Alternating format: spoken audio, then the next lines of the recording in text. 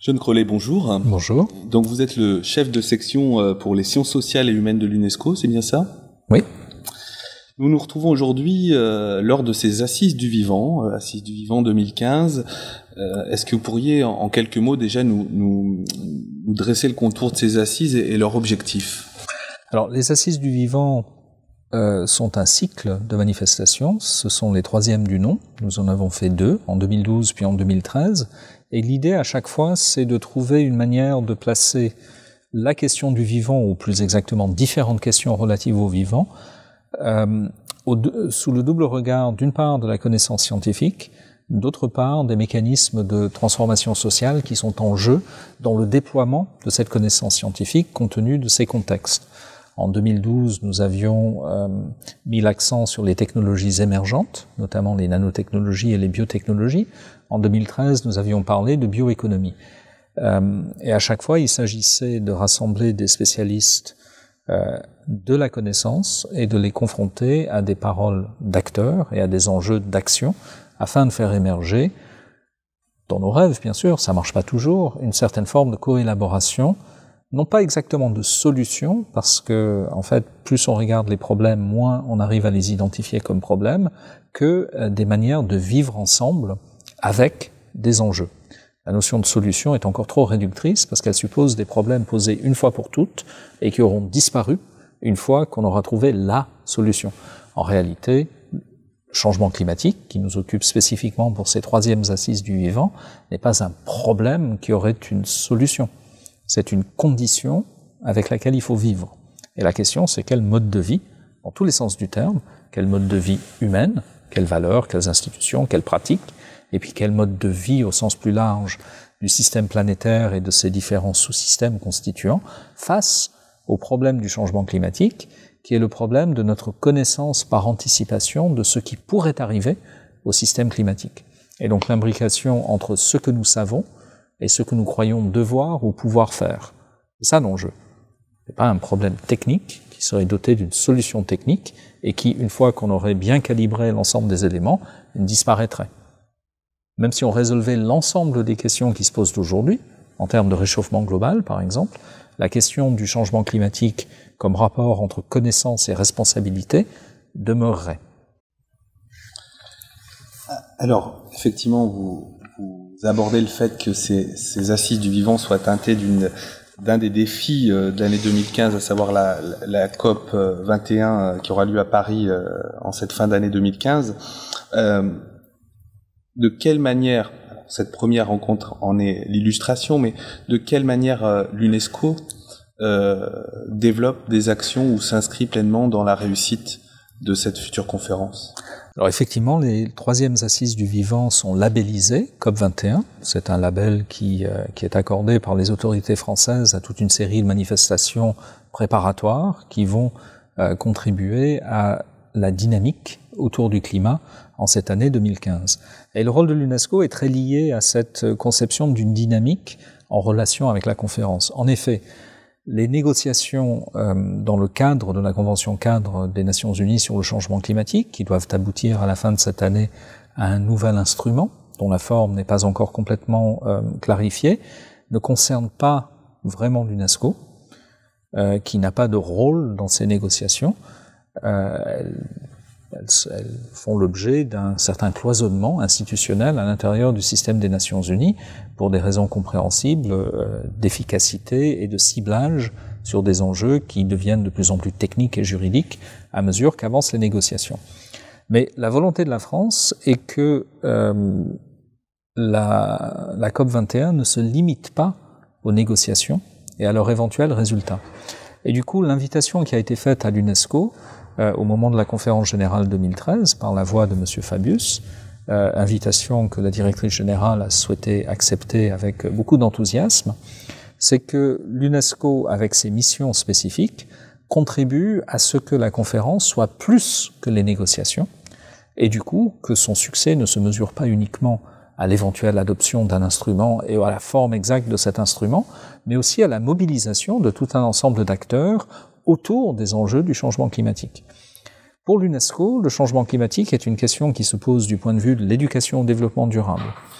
du point de vue de la mobilisation des connaissances scientifiques pour mieux comprendre les enjeux, du point de vue des transformations sociales qu'il y aurait à favoriser afin que les sociétés s'adaptent et accroissent leur résilience face au changement climatique. C'est aussi une question de communication et d'information, de formation médiatique, de contribution à la qualité du débat public. Et enfin, c'est technique, mais ça n'est pas négligeable, c'est une question de patrimoine matériel, immatériel et naturel, dont l'UNESCO est la gardienne, au titre de différentes conventions dont elle a la charge.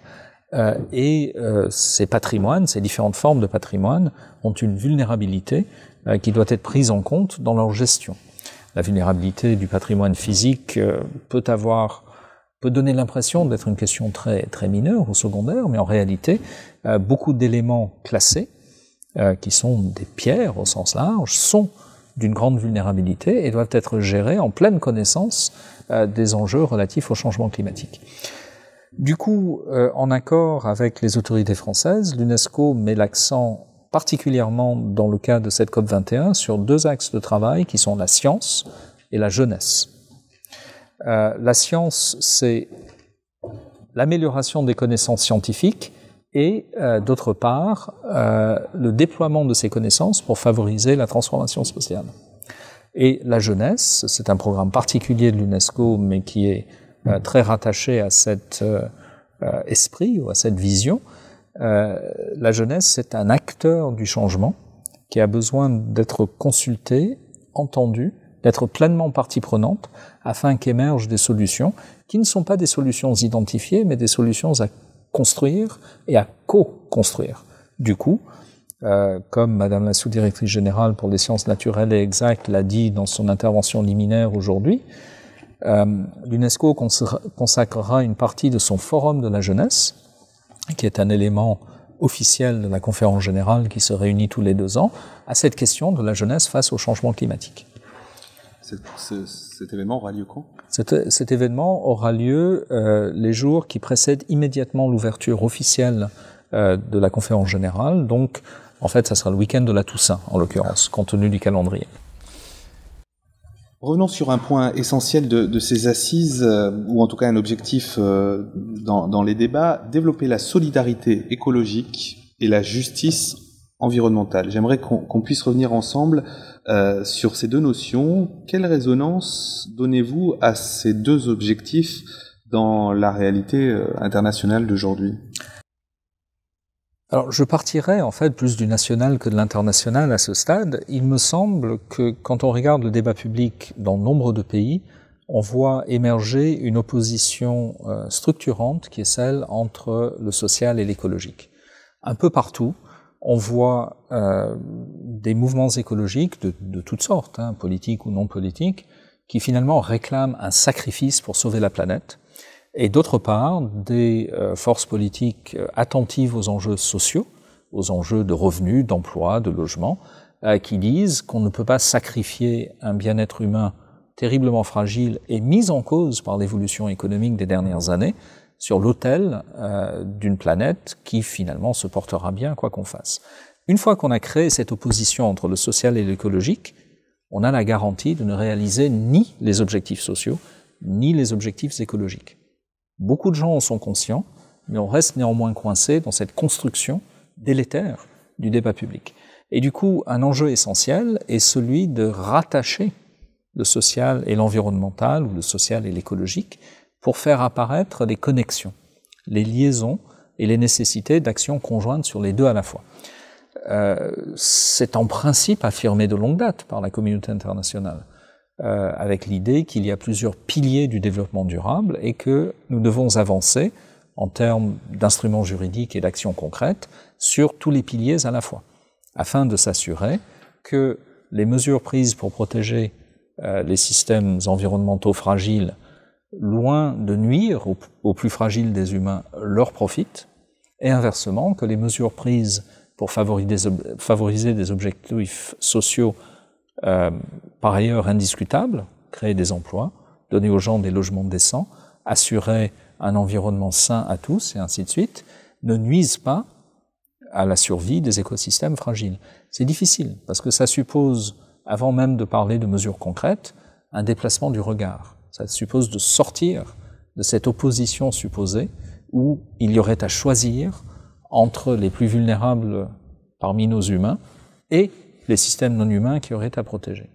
Une fois qu'on a posé ce problème-là, c'est fichu, on ne peut plus le résoudre. De même, entre humains, faut-il se poser la question, la fameuse question résumée par la notion de génération future, dans quelle mesure peut-on sacrifier demain pour préserver aujourd'hui? Et une fois qu'on pose le problème en termes de sacrifice, en termes d'alternative, il n'y a aucune solution possible. D'où la nécessité d'un déplacement du regard. La notion de justice environnementale est une manière de déplacer ce regard en disant une chose très simple. Ce sont les plus vulnérables socialement qui, en général, subissent le plus durement les risques environnementaux.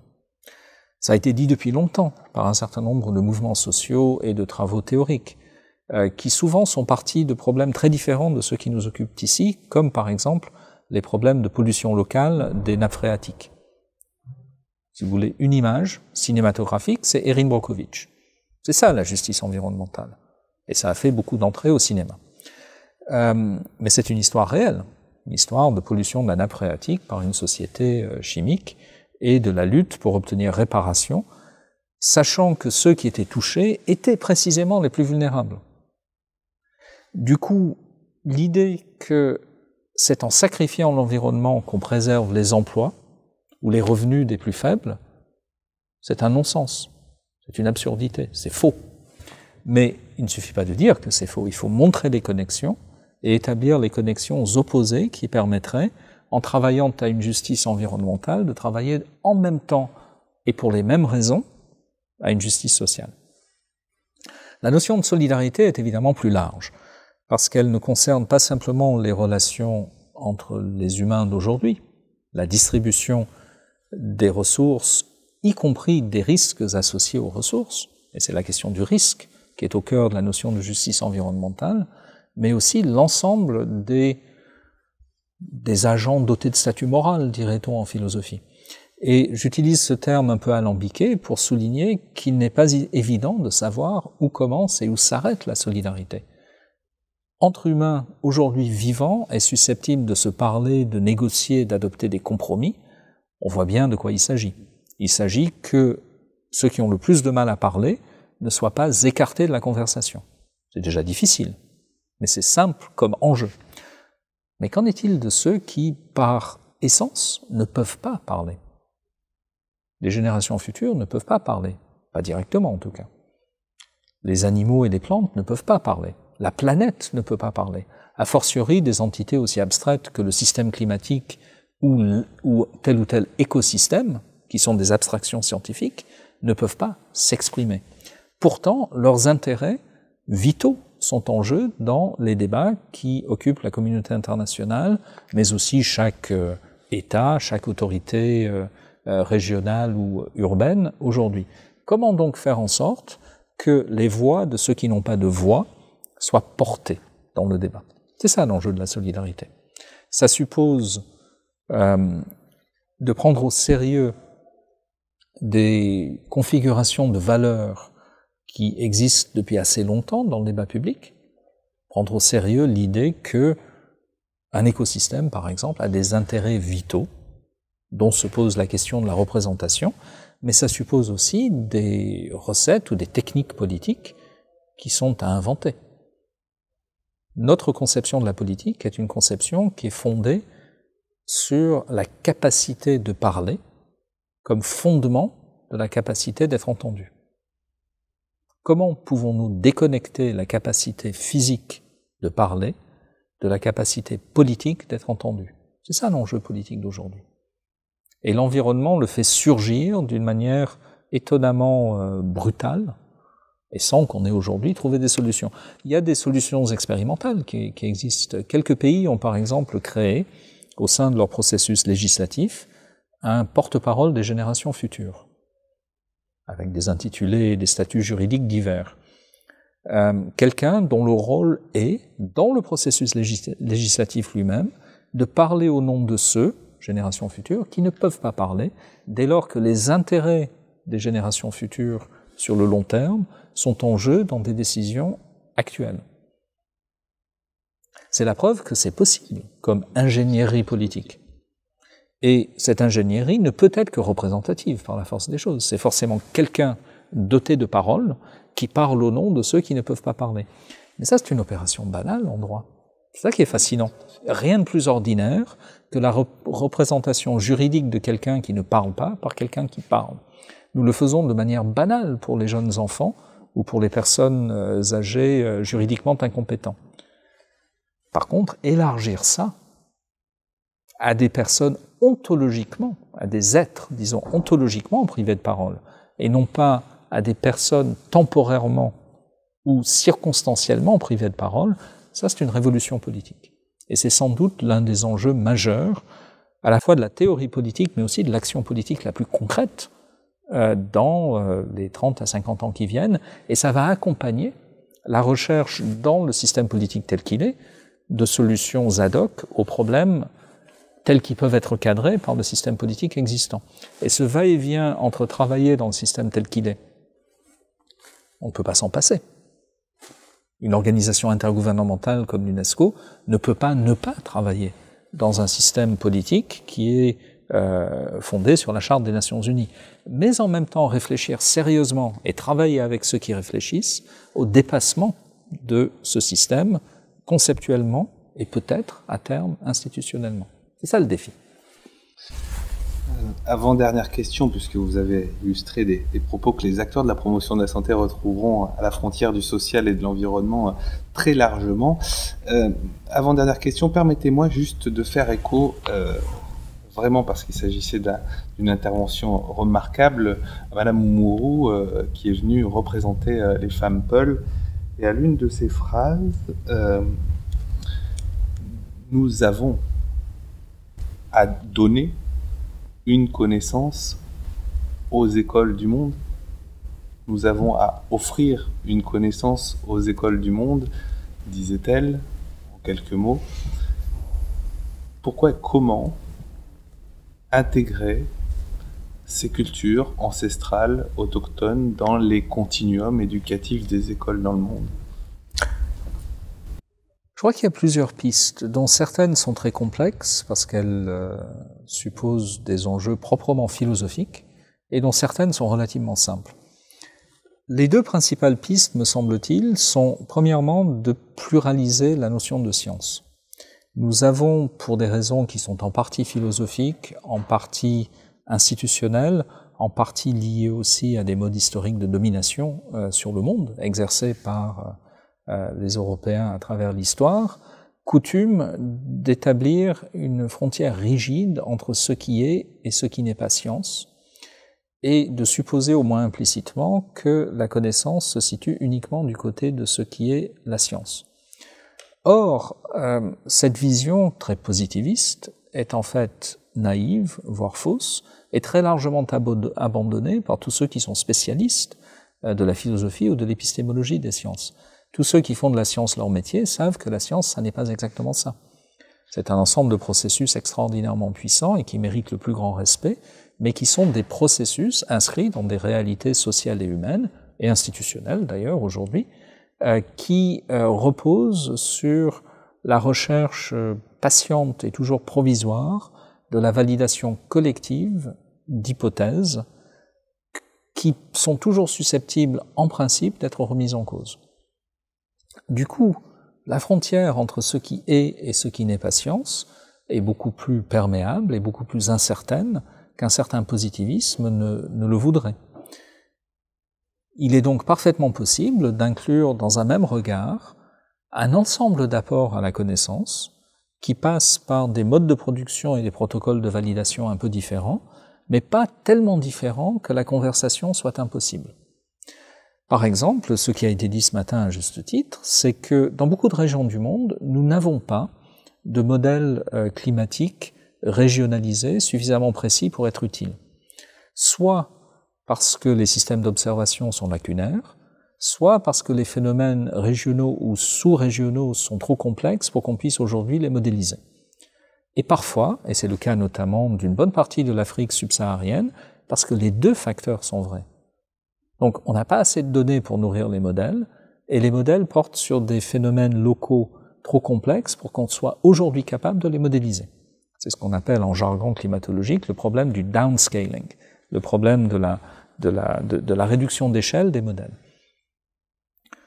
Face à ces lacunes, la connaissance informelle, mais néanmoins sérieuse, apportée par les observateurs amateurs, les systèmes de savoirs autochtones, locaux et traditionnels, pour les nommer comme les nomme l'UNESCO, locaux, traditionnels, autochtones, peu importe l'ordre, c'est bien pour montrer qu'il n'y a pas d'un côté la science et d'un autre côté tout ce qui serait non-science. Parce que les connaissances locales ne sont pas forcément ni anti-scientifiques, ni incompatibles avec la science. La connaissance autochtone peut parfaitement être scientifique à sa manière, si ce n'est que son institutionnalisation et la formalisation de ces modes de validation ne sont pas les mêmes. Et la connaissance traditionnelle, elle admet parfaitement d'être mise en dialogue avec cette forme de connaissance moins traditionnelle qu'est la science. La frontière est construite dans l'interaction. Elle n'est pas posée une fois pour toutes par la philosophie. Dans ces contextes-là, ces observations, par exemple des migrations des oiseaux migrateurs ou des dates de floraison de plantes caractéristiques, sont des manières très précieuses d'analyser ce qui est en train de se passer et peuvent même servir de contribution directe, d'input, à des systèmes d'observation scientifique sophistiqués.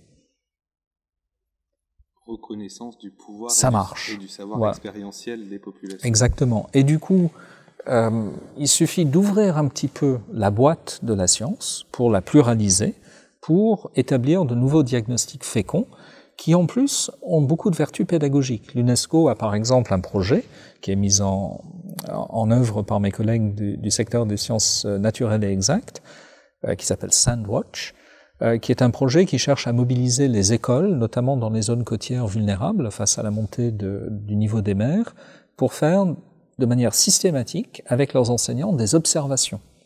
Observations de température, de pluviométrie, de niveau des mers, de distribution des animaux et des plantes caractéristiques.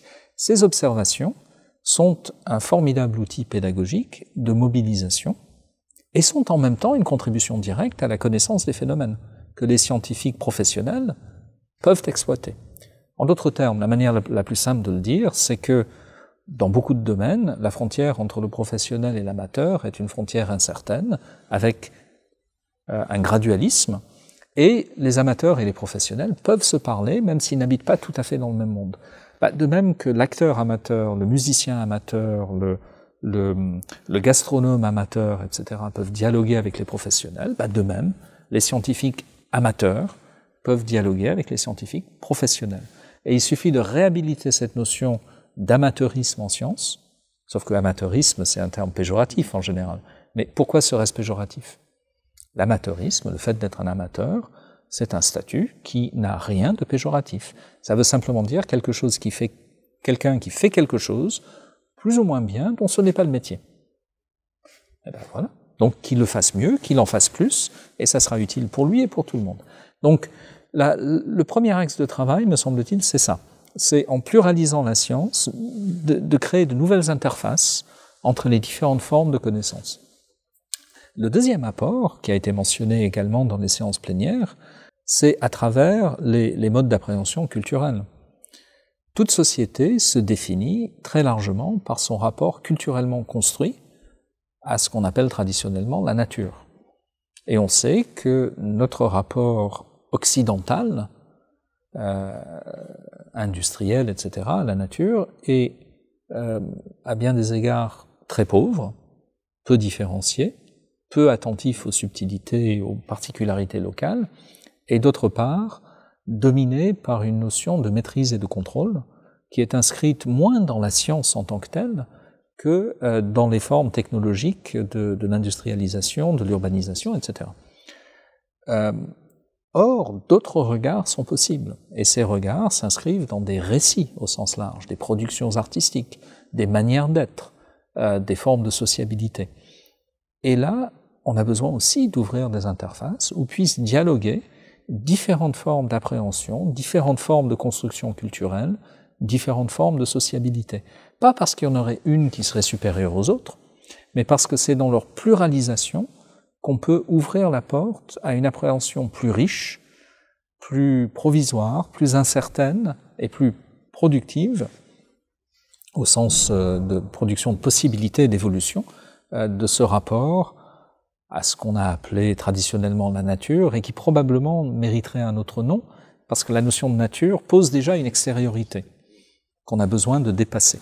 Et de ce point de vue-là, les populations autochtones, les populations nomades, toute une série de groupements et de communautés culturelles ont beaucoup à apporter, et ça peut être apporté de manière très directe à travers les récits. Parce que les récits circulent facilement. D'autres choses circulent plus difficilement. Les cadres matériels, par exemple, on ne peut pas les changer facilement. Mais ouvrir l'esprit des jeunes de partout au récit d'ailleurs, qui est quelque chose que la pédagogie fait déjà, c'est puissant, c'est possible, ça n'est même pas difficile. À l'heure où certains nous parlent de storytelling et de capacité qu'auraient l'individu à transmettre la pédagogie par l'histoire, nombreux sont ceux qui le font déjà dans le monde, dans ces peuples-là. Finissons enfin par une question, et non la moindre, la dernière. Éduquer au monde de demain, pourrions-nous dire, la multiplicité des programmes et des éducations A, comme on les appelle, éducation à l'environnement, éducation à la santé, éducation à la culture, aux sciences, concourent toutes, à l'éducation des humains, à cette complexité au cœur de laquelle ils évoluent, quel que soit leur lieu, leur espace de vie ou leur situation. Quels sont, pour vous, les principaux enjeux pour former et éduquer à la complexité et à ce monde de demain? Alors, je dois commencer par dire que cette dimension éducative n'est pas celle dont je suis spécifiquement chargé à l'UNESCO, donc j'exprime un point de vue qui n'est pas forcément un point de vue d'expert. Il me semble que vous avez raison d'insister sur la notion de complexité, entendue comme le contraire de la segmentation. Nous avons coutume de penser d'une manière très largement inconsciente et qui renvoie à tout un héritage positiviste qu'officiellement nous avons abandonné, mais qui reste puissant en arrière-plan, comme si le réductionnisme était toujours une méthode pertinente d'analyse et d'action. Pourquoi ? Parce qu'il y a des tas de domaines où ça marche très bien, et on les connaît, notamment dans les sciences physiques. Il y a des tas de domaines à la fois scientifiques et technologiques où c'est effectivement en simplifiant les problèmes et en les segmentant qu'on arrive à les résoudre. En revanche, dès qu'on applique ça au vivant ou au sociétal, on se rend compte que ça marche beaucoup moins bien. Néanmoins, nous gardons, je crois, une image de la science et de l'ensemble des techniques d'action fondées sur elle qui privilégie tout de même cette approche-là, comme si l'incapacité à segmenter et à réduire était le signe d'un échec. C'est au cœur de la question récurrente de la scientificité des sciences sociales, par exemple. Les sciences sociales ne peuvent pas être réductionnistes. Toute tentative de réductionnisme, qui va finir par être une forme de physicalisme, est condamnée à l'échec. Ça revient simplement à écarter le problème pour traiter un autre problème. Mais inversement, nous n'avons pas ni les outils scientifiques concrets à beaucoup de points de vue, ni les schémas conceptuels nécessaires pour élaborer de telles sciences qui permettraient de traiter les problèmes complexes au niveau de complexité où ils peuvent être traités. C'est toute la difficulté. On a donc besoin, si on parle de manière un peu pompeuse, à la fois d'une nouvelle philosophie de la connaissance, et pas seulement de la science, et d'une nouvelle épistémologie, c'est-à-dire d'une nouvelle manière d'apprécier le statut des énoncés susceptibles d'être tenus ou élaborés dans un discours scientifique. Et enfin, on a sans doute besoin aussi de nouvelles méthodes pour faire travailler de 50 ans, ces problèmes vont se régler. Et que vu de 2080 ou de 2070, on se moquera sans doute un petit peu de nos balbutiements et de nos errements un peu comme les physiciens des années 20, une fois stabilisé la physique quantique, se sont finalement pas mal moqués de leurs précurseurs des années 1870 qui pataugeaient dans un grand bassin sans avoir les clés de compréhension. Mais pour l'instant, nous n'avons pas ces clés de compréhension. Pour éduquer, je crois qu'il faut à la fois sensibiliser, mais aller beaucoup plus loin. Et pour l'essentiel, les domaines que vous évoquiez, à juste titre, sont des domaines où on en reste encore principalement au niveau de la sensibilisation. L'éducation au développement durable, pour beaucoup de systèmes d'enseignement, c'est avant tout sensibiliser à la question des déchets, par exemple, ou à la question du cycle de l'eau, ou que sais-je. C'est intéressant, c'est important, c'est un levier plus faible sans doute qu'on ne le voudrait pour l'action. L'idée notamment que c'est par les voix des enfants qu'on touche le portefeuille des parents, je ne suis pas sûr que ce soit vrai, même si c'est comme ça que ça fonctionne en pratique, mais il faut au moins essayer, ça vaut le coup d'essayer. Ce qui me tracasse dans cette approche, c'est qu'on reste en deçà d'une véritable éducation. Et la raison, c'est qu'on reste en marge d'un programme d'enseignement et d'un découpage des matières qui reflètent les conceptions d'avant, alors qu'on aurait besoin de celles déjà de demain. Et ça, c'est un défi énorme. C'est un défi d'abord parce que je ne suis pas sûr, même que les spécialistes les plus avertis aient la réponse. Comment faudrait-il faire pour organiser l'enseignement autrement? Et ensuite, parce que, pour de très bonnes raisons, les systèmes d'enseignement public, là où ils sont les mieux développés et les plus performants, ont une énorme inertie institutionnelle. On ne les change pas en 1 an ou en 2 ans. Donc on est tout de suite à l'échelle de la décennie.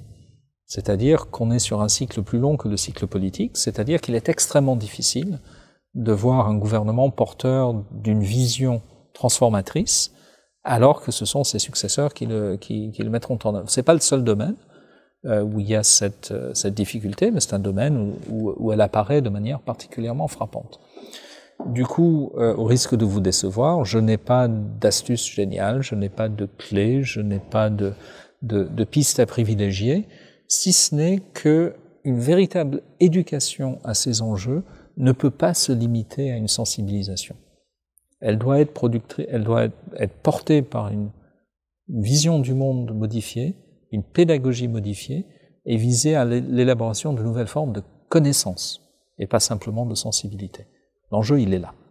J'ai eu l'impression, dans cette modestie face à la complexité, que l'illustration des recherches sur les écosystèmes, quels qu'ils soient naturels ou du vivant, sont en soi peut-être une des nombreuses pistes Absolument. Pour questionner l'approche holistique ou globale du vivant ou de l'humain dans sa dimension des pratiques sociales. Absolument.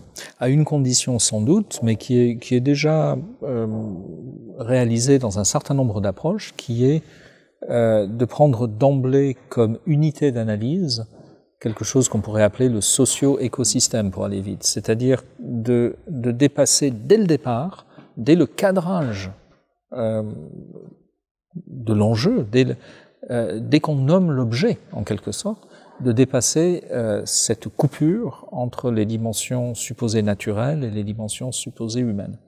Voir les humains comme partie constitutive d'écosystèmes qui en même temps sont des éléments constitutifs des relations entre humains, c'est la clé pour avancer. Ça existe déjà, heureusement, il y a des chercheurs qui depuis longtemps ont renoncé au clivage d'avant, mais on est encore en déficit de reconnaissance de cette manière de procéder qui pose des problèmes redoutables et qui est toujours plus facile de faire des publications disciplinaires que des publications interdisciplinaires. On est en déficit sans doute de moyens et on est en déficit, je pense, de concepts et de méthodes.